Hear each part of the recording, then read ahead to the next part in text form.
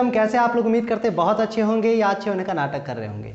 हम लोग पढ़ रहे थे area of circle, sector and segment. ये लेक्चर 2 है। इससे पहले आपने बेसिक इंट्रोडक्शन देखा था। उस बेसिक इंट्रोडक्शन के अंदर आपको उम्मीद करते हैं आपको चीज़ें समझ में आई। लेक्चर नंबर 2, इसके अंदर एक चीज़ और बेसिक का हम समझते हैं। क्या था कि एरिया ऑफ रिंग के बारे में। जैसे ये एक सर्कल दे दिया, कंसेंट्रिक सर्कल बेसिकली जिसको बोलते हैं। तो छोटे वाले सर्कल का रेडियस सपोज डेट आर, तो बड़े वाले सर्कल का रेडियस क्या हो जाएगा? Capital R. अगर आपको इसका एरिया निकाला, सपोज डेट बड़े वाले का एरिया निकाला आपने, ये एरिया ऑफ बिग सर्कल, ठीक है, बड़े वाले का क्षेत्रफल, तो छोटे वाले का क्या हो जाएगा? Pi r square, pi r square area of small. अच्छा एक बात देखिए, अगर हम दोनों को घटाते हैं, दोनों को घटाते हैं, क्या निकला? अब समझिए, इस पूरे बड़े वाले को आपने ब्लू रंग से पेंट कर दिया, पूरे ब्लू वाले को ब्लू रंग से पेंट कर दिया, ठीक है। अब क्या किया? तो इसका पेंट कर दिया, मतलब एरिया निकाल लिया। अब क्या किया? आपको मन में थोड़ा सा ये आया, बीच में छोटा सा एक उठाए, वहां से रेड से पेंट कर दिया, ठीक, रेड से पेंट कर दिया, मतलब ये छोटे वाले एरिया को पेंट कर दिया। और रेड से पेंट करके इसको काट के हटा लिया।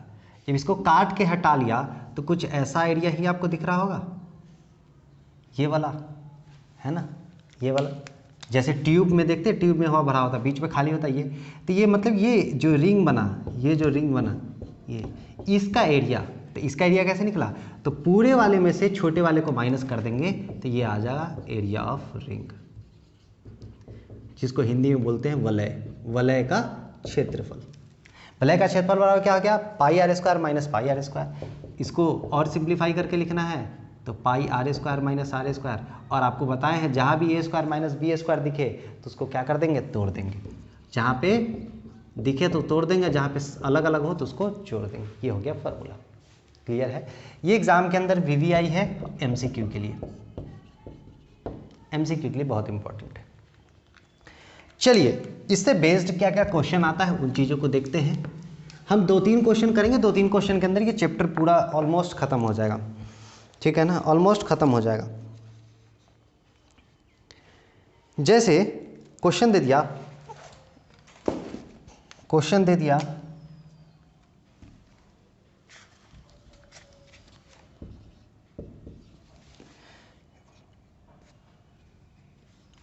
एक 15 सेंटीमीटर का रेडियस वाला सर्कल है, एक 15 सेंटीमीटर का रेडियस वाला सर्कल है, ठीक है।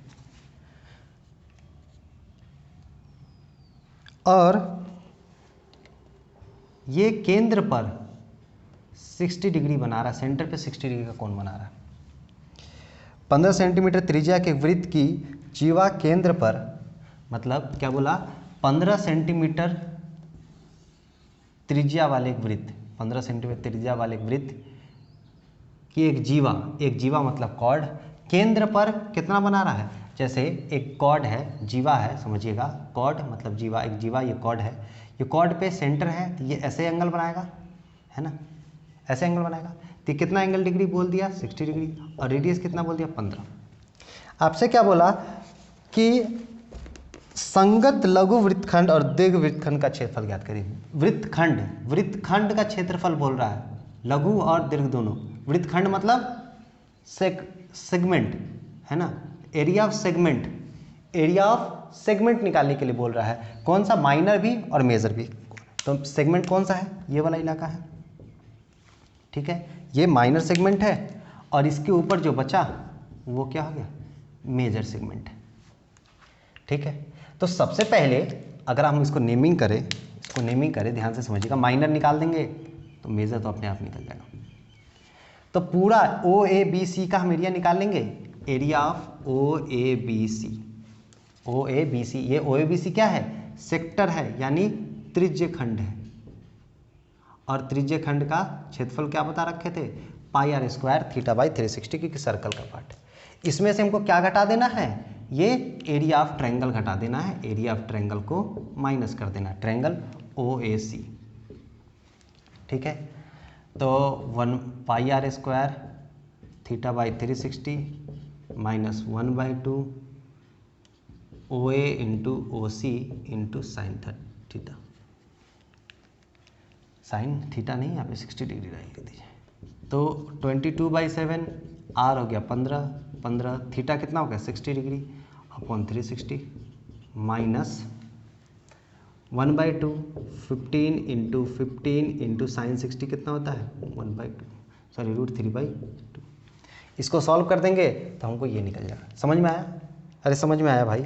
अरे पूरा में से पूरा ये सेक्टर है, ये पूरा ये सेक्टर है, एक सेक्टर निकाल के इतना दूर ये काट के हटा लेंगे ट्रायंगल, तो यही बचेगा ना नीचे वाला एरिया।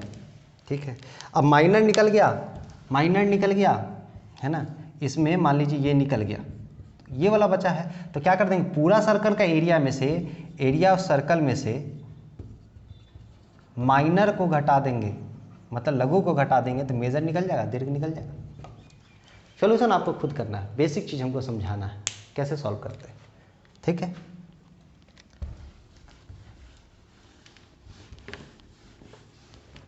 चलिए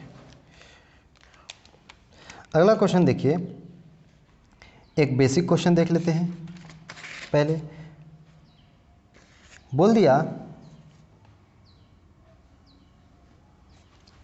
क्वेश्चन कि एक वृत्त की त्रिज्या 3.6 सेंटीमीटर, उसमें से एक ऐसी त्रिज्याखंड की परिमिति तथा निकाली जिसका केंद्रीय कोण 36 डिग्री है।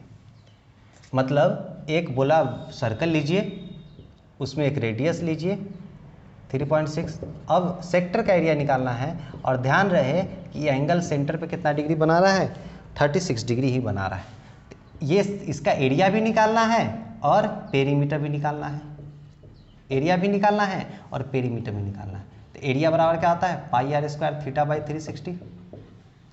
पेरीमीटर क्या हो जाएगा, पेरीमीटर क्या हो जाएगा सम ऑफ ऑल साइड, तो ये साइड ध्यान से पेरीमीटर समझिए, सम ऑफ ऑल साइड, तो पेरीमीटर हो गया सम ऑफ ऑल साइड, यानी OA plus OB plus AB। OA तो 3.6, OB भी 3.6, लेकिन AB क्या है, AB हो गया लेंथ ऑफ आर्क, है ना जी, और लेंथ ऑफ आर्क आपको क्या पता है 2πr θ/360 निकल जाएगी, थीटा के 36 डिग्री, बाकी तो सब कुछ पता ही है। ठीक है, बहुत आसान टॉपिक है, बहुत एक्सट्रीमली इजी। इसी में आपको दे देगा, घोड़ा बांध देगा, बकरी बांध देगा, कुछ भी कर देगा कि एक स्क्वायर फील्ड है, एक स्क्वायर फील्ड है, इस स्क्वायर फील्ड का मान लीजिए लेंथ दे दिया